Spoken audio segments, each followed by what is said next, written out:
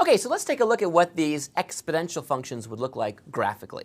So let's start off with a really simple one. How about f of x equals 2 to the x? Well, the best way to get a sense of what the graph of this looks like is just to plot some points. So let's just plot some points and see what happens. So here's my axis. And I guess I can make a little table over here off on the right. And I can put in x's and f of x's.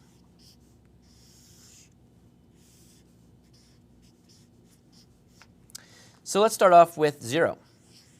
If I plug in 0 for x, now remember, these are exponent values, so we have to be careful. This is now 2 raised to the 0 power, which we talked about and saw equals 1. What if I put a 1 in here? Then 2 to the first is just 2. What if I put a 2 in there? Then I see 2 squared should be 4. If I put a 3 in here, I'd see 2 cubed, which is 8. So let's graph this. 0, we have 1. At 1, I have 2. So at 1, I go up to 2. At 2, I'm at 4. So at 2, I double. So I go way up here. And at 3, I even double this. So I'm almost off the page. Dramatic growth. Whew, just goes right up there. All right, but what about negative x's? Well, let's see, where can I put them? How to make a chart over here? This just illustrates that charts can be made any way at all. You don't always have to be vertical. You can be horizontal. So suppose I put in minus 1. Well, what is 2 to the minus 1 power? Well, remember, a negative exponent means a flip. So 2 to the minus 1 is the same thing as 1 over 2 to the first, which is just 1 over 2, or a half. So at minus 1 rather, I'm at a half.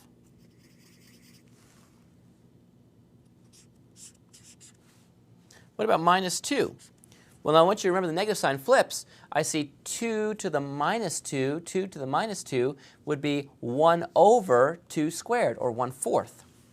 So look what's happening here. I'm getting smaller and smaller fractions here.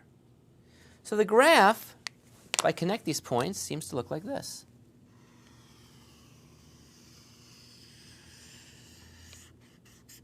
Looks like that.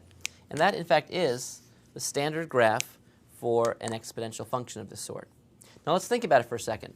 First of all, it seems like I never touch this line here, the x-axis.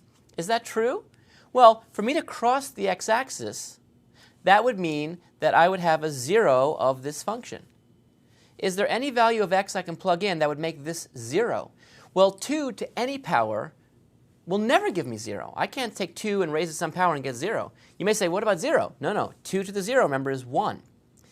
But as I put in smaller and smaller numbers, negative like 1,000, negative 1,000,000, I'm going to get 1 over bigger and bigger quantities. So I approach 0, but I never touch it. In fact, the x-axis is a horizontal asymptote off on the left. It's a left horizontal asymptote because this curve is going to approach it but never touch it.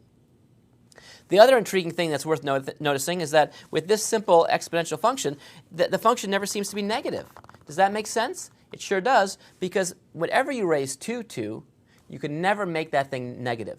2 to any power will always be positive, never be negative, never be 0. So in fact, this should always live above the x-axis, and in fact, this is the curve. Dramatic growth on the right, and then very, very gentle a decrease to the x-axis, approaching the x-axis on the left. Now, once you have this as the general shape of a exponential, you can now ask, okay, what happens, for example, if I change this number? Like, what happens if I look at this? G of x, let's say, equals 3 to the x. So what if I change this and enlarge the base? How does that affect the picture? Well, if you think about it, you can plot some points. I'll let you try to plot the points. At 0, we'd still be 1, because 3 to the 0 would still be 1. But already at 1, I'll see a difference, because I'll see 3 to the first, which is 3. So I'll be a little bit bigger. And at 2, I'd see 3 squared, which is going to be 9. So I get bigger. And what happens, what you see basically, is that this thing takes off even faster. It lives above this line. It lives above it. What happens here? You may think, oh, it's going to live above it here. But actually, no, it's going to actually live below it here because this is going to shrink faster, right? Think, for example, what happens at -2. If I plug in -2, I have 3 to the -2. That's 1 over 3 squared. That's a ninth. Whereas when I plugged in a -2 in here, I was only at a fourth. So this is dropping really fast. So what happens is, to the right, I am just growing much faster. I live above it. I come down and meet right at 0, 1, but then I come down below it, and I undercut the competition. Still asymptotic. So in fact, the higher you make the base here, the faster it takes off on the right, just really takes off really fast, so it's going to be above it. But then on the left, it's going to jump down even faster, so it's going to come down below it, like that, just undercut it. So that's the general shapes of these things. So that's what happens if you increase the exponent and decrease it. Maybe I'll draw one picture of that so you can make sure you really see it. I'm going to draw a real dramatic picture just so you can really get a sense of this. So here's the, I'm drawing this just so you can, so this might be like 2 to the x. 2 to the x. And now if I look at 3 to the x, it'll be more dramatic here, above, comes to the same point, but then drops below. See, that would be 3 to the x. What do you think like 5 to the x would look like? Roughly speaking, where would that live? Well, that would be even higher here and then come down even lower yet. So it'd be more dramatic. Again, the higher you make it, the more drama. But it doesn't touch, it's just asymptotic.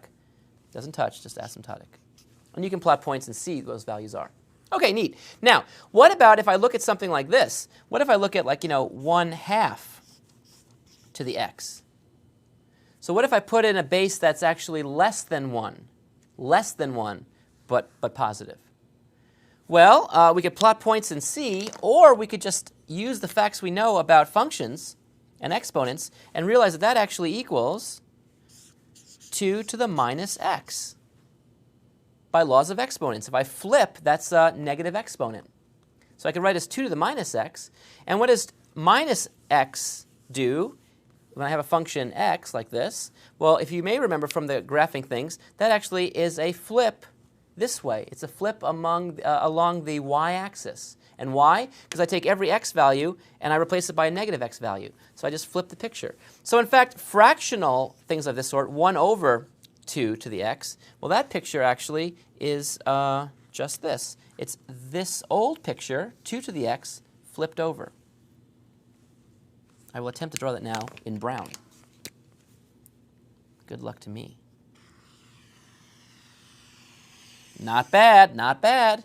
This would be 1/2 to the x, and the reason why I saw that is because it equals 2 to the minus x. So 2 to the minus x is just 2 to the x, but flipped along this axis, so it looks like that.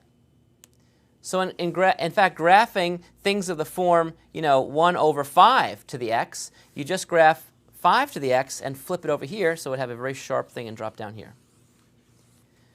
Okay, well, let's take a look up next at what happens if I put in a negative number in here, and then take a look at some slightly more exotic functions and their graphs, and we'll just be using shifting techniques there. So first I'll graph one of these simple things and start shifting all over the place. Okay, I'll catch up with you there.